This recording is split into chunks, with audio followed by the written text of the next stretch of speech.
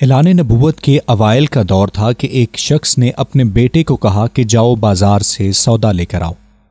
لڑکا راستے سے گزر رہا تھا کہ اس کی نظر حضور اکرم صلی اللہ علیہ وآلہ وسلم پر پڑی اور نبی پاک صلی اللہ علیہ وآلہ وسلم کی نظر بھی اس لڑکے پر پڑی۔ وہ وہیں پر بیٹھ گیا اور وہیں بیٹھا رہ گیا۔ اتنے میں کافی دیر ہو گئی۔ اس کا باپ کافی پریشان ہو گیا، کبھی اندر جاتا کبھی باہر آتا اور کہتا کہ لڑکا کہاں رہ گیا ہے؟ سورج غروب ہونے کو ہے لیکن وہ ابھی تک آیا نہیں۔ اس لڑکے کا باپ غصے میں بولا کہ تم بڑے نادان اور پاگل ہو، میں نے تمہیں کہا بھی تھا کہ جلدی آنا، تم نے اتنی دیر کیوں کر کی؟ اور میں نے تمہیں سودا لینے بھیجا تھا اور تم خالی ہاتھ آ گئے ہو۔ سودا کہاں پر ہے؟ بیٹا بولا سودا تو میں خرید چکا ہوں۔ باپ نے اس پر کہا کیا تم پاگل ہو گئے ہو؟ میں نے تمہیں سودا لینے بھیجا تھا، سودا تمہارے پاس ہے نہیں اور تم کہہ رہے ہو کہ تم سودا خرید چکے ہو۔ بیٹا کہتا ہے بابا یقین کریں سودا خرید آیا ہوں۔ باپ فوراً بولا تو دکھاؤ کہاں ہے؟ بیٹا بولا کاش تیرے پاس وہ آنکھیں ہوتی جس سے تو دیکھ سکتا۔ اس لڑکے نے کہا بابا میں آپ کو کیا بتاؤں کہ کیا سودا خرید کر لایا ہوں۔ باپ بولا چل چھوڑ رہنے دے۔ وہ لڑکا روز نبی پاک صلی اللہ علیہ وآلہ وسلم کی خدمت میں بیٹھنے لگا۔ وہ باپ کا اکلوتا بیٹا تھا اور نہایت پیارا تھا، اس لیے باپ نے اسے کچھ نہ کہا۔ کچھ دنوں بعد وہ لڑکا بیمار ہو گیا۔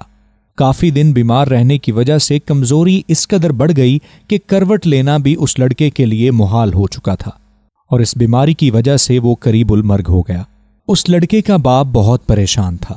وہ شخص نبی پاک صلی اللہ علیہ وآلہ وسلم کی بارگاہ میں آیا اور بولا کہ آپ تو جانتے ہیں کہ میں اس لڑکے کا باپ ہوں اور مجھے آپ سے کوئی اتفاق نہیں ہے، مگر میرا لڑکا آپ کے عشق میں مبتلا ہو چکا ہے، وہ قریب المرگ ہے، آپ کو دن رات یاد کرتا ہے۔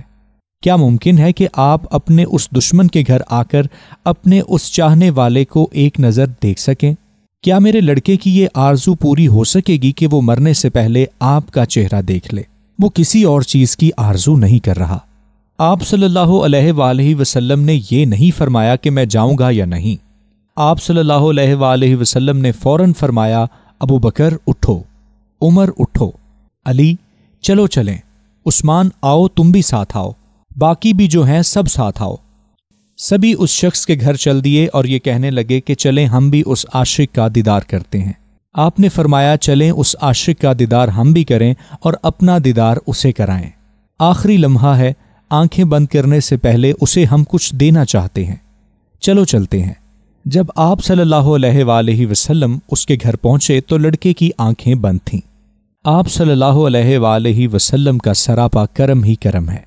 لڑکے کی پیشانی پر آپ صلی اللہ علیہ وآلہ وسلم نے اپنا دست اقدس رکھا۔ ہاتھ رکھتے ہی لڑکے کی آنکھیں فوراً کھل گئیں، جیسے زندگی لوٹ آئی ہو، جیسے جسم میں طاقت آ گئی ہو، جیسے جوانی میں توانائی واپس آ گئی ہو۔ اس لڑکے نے آنکھیں کھولیں، رخ مصطفیٰ پر نظر پڑی، ہلکی سی چہرے پر مسکراہٹ آئی، لب کھل گئے، مسکراہٹ پھیل گئی۔ حضور صلی اللہ علیہ وآلہ وسلم نے فوراً فرمایا اب کلمہ پڑھ لو۔ لڑکا اپنے باپ کا منہ تکنے لگا تو وہ بولا میرا منہ کیا تکتے ہو؟ ابو القاسم جو کہتے ہیں وہ کر لو۔ لڑکا بولا یا رسول اللہ میرے پاس تو کچھ بھی نہیں ہے۔ آپ صلی اللہ علیہ وآلہ وسلم نے فرمایا بس تم کلمہ پڑھو، میں جانوں اور جنت جانے، تم میرے ہو، جاؤ جنت بھی میری ہے۔ کلمہ پڑھنا تمہارا کام ہے اور جنت میں لے جانا میرا کام ہے۔ لڑکے نے فوراً نبی پاک صلی اللہ علیہ وآلہ وسلم کے کہنے پر کلمہ حق پڑھ لیا۔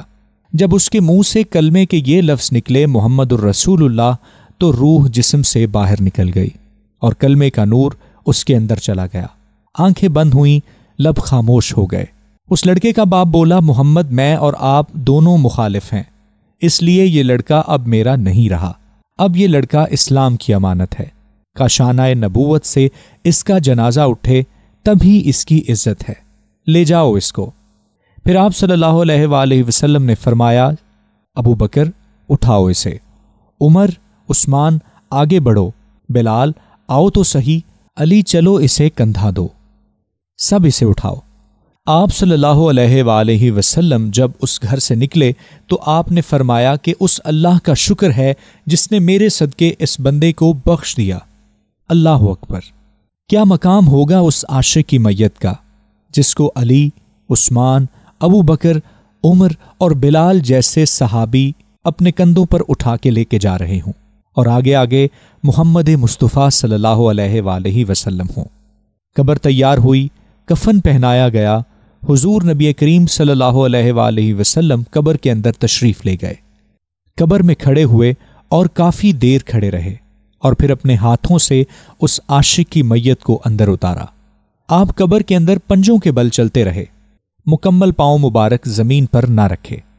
کافی دیر بعد آپ قبر سے باہر آئے تو چہرے پر تھوڑی زردی چھائی ہوئی تھی اور تھکن کے آثار بھی موجود تھے۔ صحابہ کرام نے پوچھا، حضور یہ کیا ماجرا ہے؟ پہلے تو آپ یہ بتائیے کہ آپ نے قبر میں پاؤں مکمل کیوں نہیں رکھے؟ آپ صلی اللہ علیہ وآلہ وسلم نے فرمایا، قبر کے اندر بے پناہ فرشتے آئے ہوئے تھے، اس لیے مجھے جہاں جگہ ملتی تھی میں پنجہ ہی رکھ پاتا تھا، پاؤں رکھنے کی جگہ نہیں تھی۔ میں نہیں چاہتا تھا کہ کسی فرشتے کے پاؤں پر میرا پاؤں آ جائے۔ پھر صحابہ نے پوچھا کہ قبر کے اندر آپ کیوں گئے؟ ہمیں کہتے ہم چلے جاتے۔ ایسے میں سرور دو جہاں نے کیا خوبصورت جواب دیا کہ میں نے اس لڑکے کو بولا تھا کہ تیری قبر کو جنت میں بناؤں گا، تو اس کی قبر کو جنت بنانے کے لیے میں قبر کے اندر خود چلا گیا۔ اس کے بعد صحابہ نے پوچھا کہ یا رسول اللہ یہ تھکن کے آثار کیوں؟ آپ صلی اللہ علیہ وآلہ وسلم نے فرمایا کہ قبر میں فرشتے اور حوریں اس عاشق کا دیدار کرنے کے لیے آ رہے تھے اور وہ میرے وجود کے ساتھ لگ لگ کر جا رہے تھے، جس کی وجہ سے میرے جسم پہ تھکان کے آثار موجود ہیں۔